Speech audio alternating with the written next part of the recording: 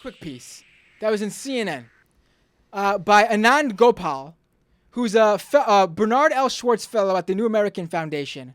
And he's the author of No Good Men Among the Living, America, the Taliban, and the War Through Afghan Eyes.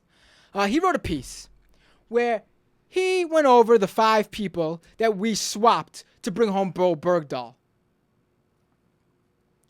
As you'll all remember, the right-wing conservatives have been attacking Obama for doing this trade, this deal, even though just last year when word of a possible trade deal with Guantanamo prisoners for Bo Bergdahl got out, they were all for it last year. Do it. If Obama doesn't do it, what is he doing? He hates America.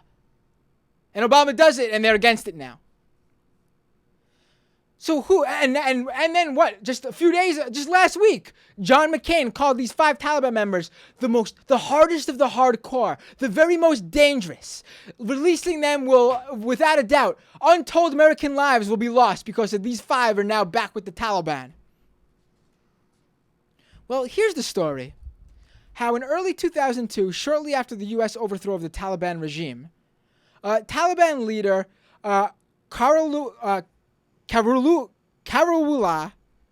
Karakwa phoned Afghan President Karzai asking for a job. They were members of the same tribe. He had known the Karzai family for years, and he was hoping to use this link to switch allegiances and join the U.S.-backed Afghan government. Karzai promised to help and referred Karakwa to his brother, who was a close CIA ally. Karzai's brother agreed to send a rep to meet in Pakistan. But before that could happen, a rival Taliban figure alerted the Pakistani border police to Karakwa's presence. He was arrested, handed over to the Americans, and sent to Guantanamo. This guy was one of the 5 Taliban leaders who spent the next 10 years of his life in Guantanamo and was traded over for Bo Bergdahl. So this guy was already trying to switch sides 10 years ago. Mohammed Nabi Omari, the most junior ranking of the 5. He was a small-time commander linked to pro-Taliban strongman Haqqani in the 1990s. In 2001, he was among the many of the Haqqani followers who switched allegiances to the Karzai government. Another ex-Haqqani commander who switched sides remembers him vividly. Omari was angry with the Taliban for throwing the country away all for Osama bin Laden. He said he would sit there and tell me, if I see a Taliban member, I won't even let him take a piss. I'm going to turn him in.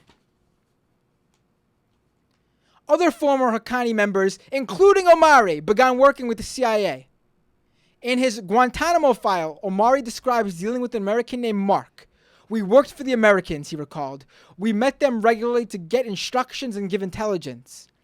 In that time, the U.S. was handing out money for this intelligence, which led many to believe that Omari was giving false intelligence for money.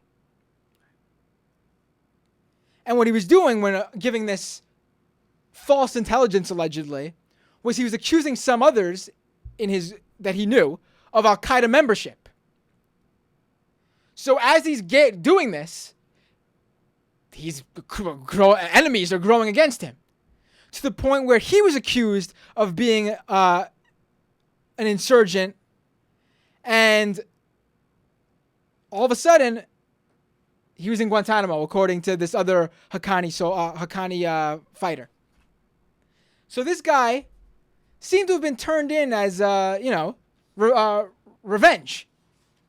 And so we just took him and threw him in Guantanamo. A lot. Yes. When you have a cash incentive, that's quite a regular practice. In October 2001, Abdul Wasik, another of the 5, traveled to the Ghazni province for a meeting with the CIA and Afghan warlords to strike a deal.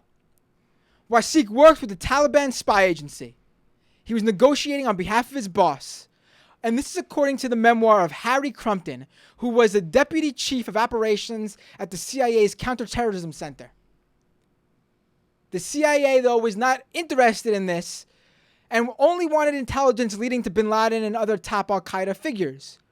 When Wasik could not deliver this because he did not actually have access to these guys.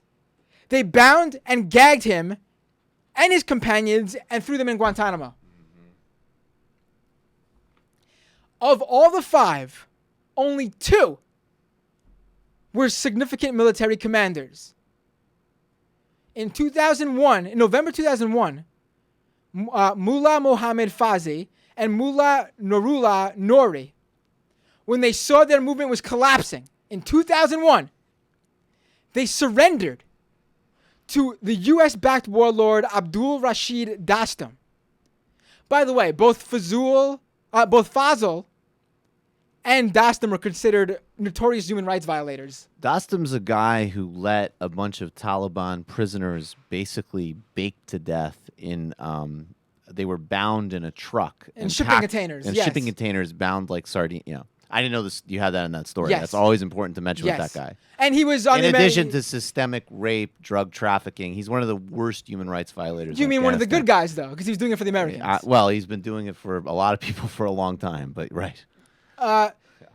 Once Dostum, the good guy working for the Americans, captured the 2 military commanders and baked their foot soldiers, he sold the two military commanders to the Americans. Right. And then that's how they ended up in Guantanamo. Right. So Anand Golub, the author of this great article, great piece, you should go to CNN and read it. It's called Taliban Prisoner Swap Makes Sense. I'm sorry, his name's Gopal. He then addresses the question, how big a terror risk are the former Guantanamo prisoners? And he says, it's difficult to say. Few others who were released in 2007 from Guantanamo did join the insurgency and rose to the top ranks. But on the other hand, other Taliban leaders who were also released from Guantanamo have successfully returned to civilian life. What is clear, though, he continues, is that with the ongoing turnover of the Taliban's mid and senior level leadership in recent years, it has been happening. These 5 aren't the first. They certainly won't be the last. At least we got something out of these 5 being released. The arrival of few individuals in Qatar are unlikely to make a significant impact on the battlefield in Afghanistan. So while the cost of the prisoner swap may be low, the potential payoff is high. In a country that has seen few openings for peace in the last decade, this could mark the first tangible step toward a negotiated settlement. Exactly. We need to negotiate. We need to come to a close here. We need to end our war in Afghanistan.